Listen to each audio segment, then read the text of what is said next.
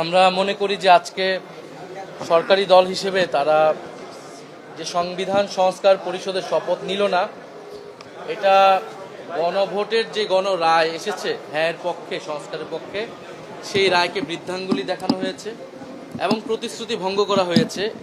সরকার গঠনের প্রথম দিনই যারা প্রতিশ্রুতি ভঙ্গ করলো তাদের কাছ থেকে এই দেশ জাতি বা আমরা কি আশা করব সেটা সবার মনেই প্রশ্ন তৈরি হয়েছে। এবং এটা শুধু রাজনৈতিক প্রতিশ্রুতি ভঙ্গ নয়, এটা কিন্তু আইনি সংকট এবং জটিলতা তৈরি করেছে।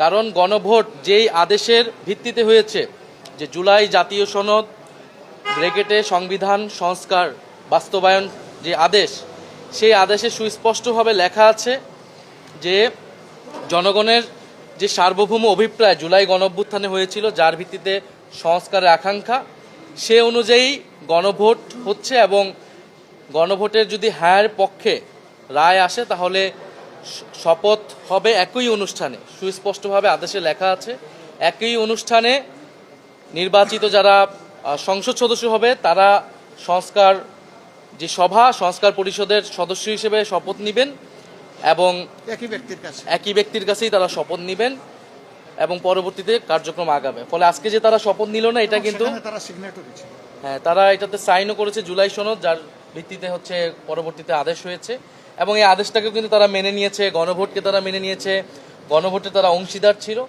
ফলে যেই ব্যাখ্যা তারা দিচ্ছে এই ব্যাখ্যাটি একেবারেই গ্রহণযোগ্য নয়। কারণ গণভোট বলতেছে সংবিধানে নাই, গণভোট জিনিসটাই সংবিধানে ছিল না। গণভোটের বৈধতা হচ্ছে সেই আদেশ। ফলে সেই আদেশ সবাই মেনেই আমরা এই নির্বাচনে এবং গণভোটে অংশ নিয়েছি। ফলে এখানে একটা আইনি এবং সাংবিধানিক সংকটও তৈরি হলো। আমরা জানি না এটা কিভাবে এটা নিরসন হবে। আমরা আহ্বান করব যে তারা দ্রুত সময়ের মধ্যে শপথ পাঠ করে এই সংকটের নিরসন করবে এবং জনগণের প্রতি কাছে যে আমাদের সকলের প্রতিশ্রুতি ছিল সংস্কারের পক্ষে, সেই প্রতিশ্রুতির পক্ষে কাজ করবে।